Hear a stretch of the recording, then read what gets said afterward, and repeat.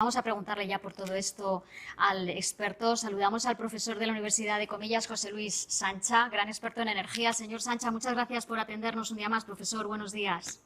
Buenos días, Inma, encantado. Le voy a preguntar antes de nada por esa noticia que, bueno, entre todo lo que pasa hoy está un poco enterrada, pero ¿qué pasaría si hoy Estados Unidos dice que ha conseguido, tiene muy avanzada la fusión nuclear?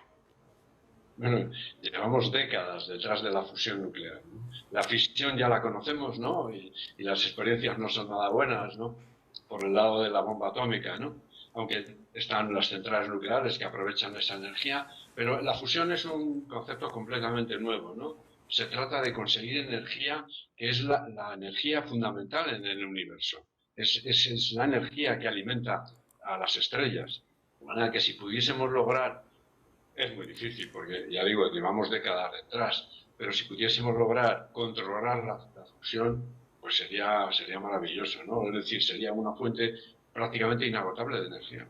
De momento tenemos la fisión nuclear, las centrales nucleares que tienen Eso sus defensores a ultranza y también sus detractores por los riesgos que puede entrañar. Estamos viendo Francia que se ponía hasta hace nada por los más favorables a la energía nuclear como un modelo de energía que funcionaba.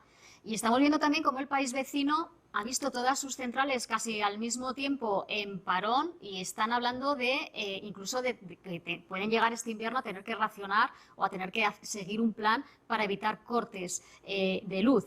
¿Qué ha pasado ahí?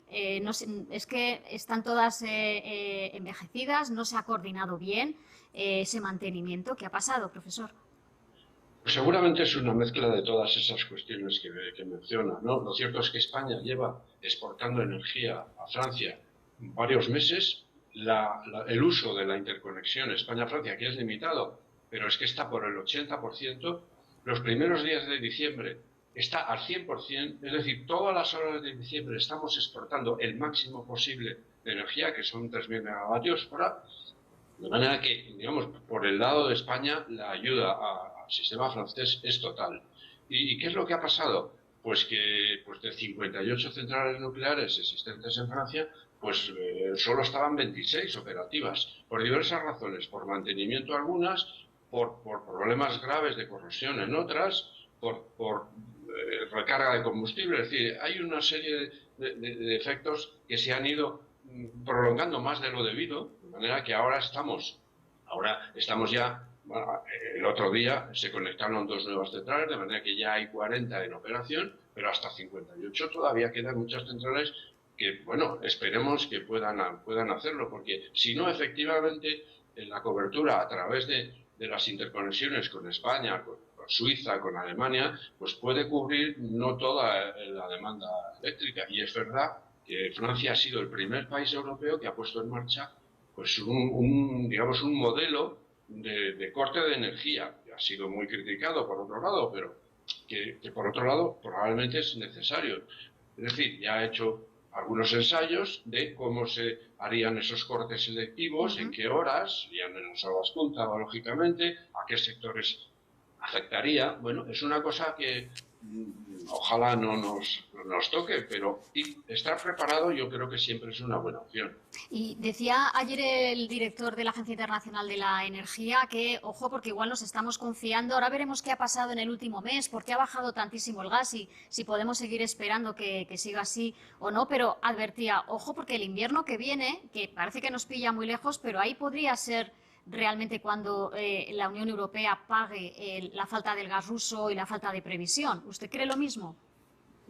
Mira, hacer previsiones y sobre todo a largo plazo es siempre muy complicado. Yo lo que te puedo decir es que efectivamente el gas, desde el pico que tuvo en el 31 de agosto, no ha hecho más que bajar, sobre todo en noviembre, que ha estado, de media en noviembre el gas estaba a 59 euros por megavatio hora. Ahora mismo las cosas son un poco diferentes. Diciembre ha crecido, la media de estos días de diciembre está por los de 120 euros por megavatio hora, pero los futuros no apuntan a un crecimiento insostenible. Por el contrario, a 6 meses, a un año, está incluso por debajo del precio actual del gas. De manera que si el mercado de futuros anuncia eso, pues puede ser que se equivoque, como todo, pero nos da una foto de que probablemente el tema del crudo del invierno está descontado ya en el mercado y únicamente, pienso yo, un recrudecimiento de la guerra en Ucrania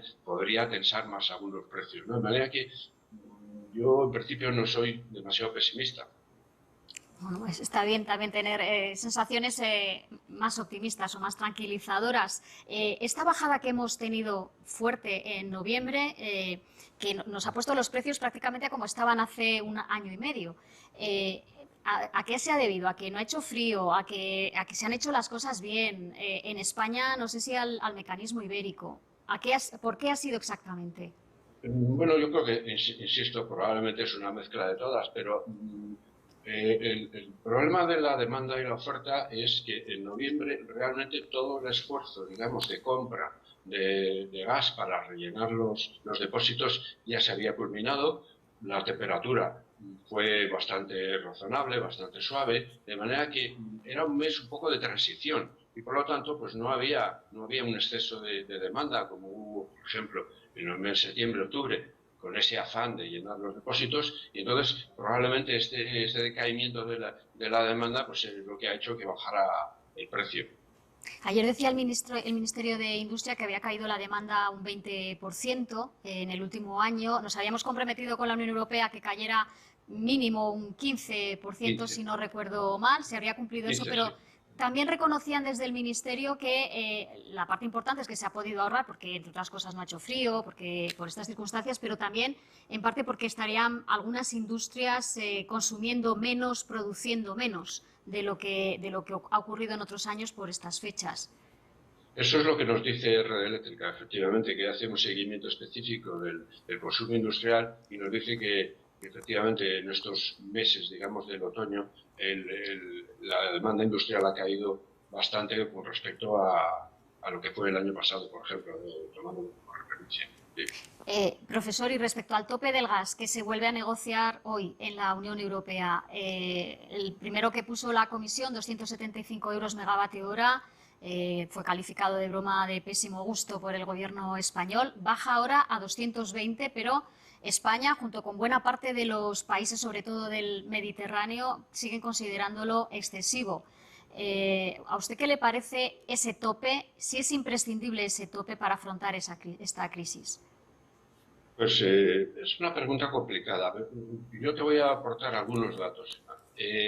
Por un lado, 220, que es la última propuesta que hay encima de la mesa. Pues el precio que ha habido en España del gas máximo en los últimos meses ha sido 230. Fue un día, el día 31 de agosto exactamente. De manera que de media, durante los últimos meses, el precio en el gas ha estado en 190. De manera que 220, si realmente estamos hablando de que la media ha estado 190, pues parece un poco excesivo. Por otro lado, hay que tener en cuenta que ahora mismo pues estamos en 120.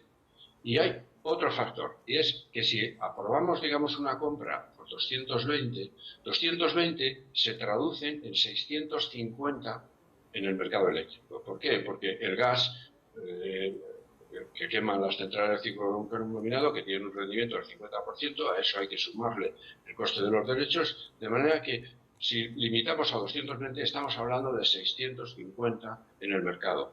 España, ¿qué es lo que ha tenido en estos meses? Pues ha tenido un máximo de 190. De manera que, vamos a ver, si estamos limitando, pues limitemos, pero no limitemos por arriba.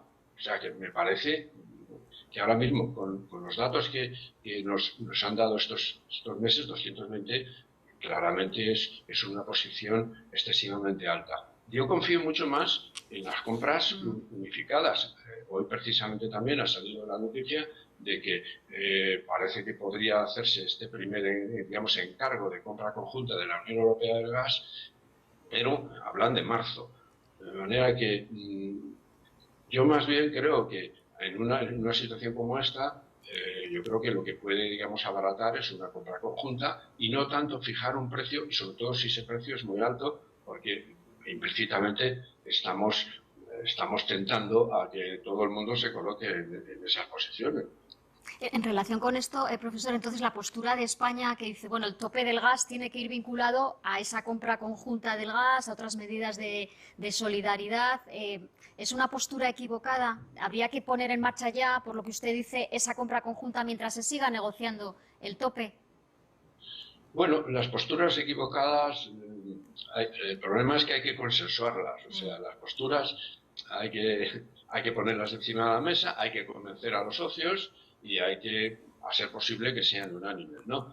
Yo entiendo que la compra conjunta pues tiene sus dificultades porque hay países que son reacios, pues quieren ir por su cuenta, pero yo creo que es una buena solución. Por otro lado, España lo que está diciendo también, que me parece también razonable, es que en vez de poner un tope fijo y sobre todo un tope que sea muy alto, pues este de 220, que sea un tope dinámico, es decir, que vea qué es lo que está pasando en el mercado y entonces, como grupo de presión, la Unión Europea, que tiene un poder de compra importante, pues fije unas condiciones de compra que, bueno, que sean favorables para apoyar ese poder de compra, ¿no? De manera que quizá en vez de fijar un precio tope fijo, pues fijar un tope dinámico. Y por otro lado, ya digo, ir por la dinámica de compras conjuntas. Eso es yo creo que es lo más razonable.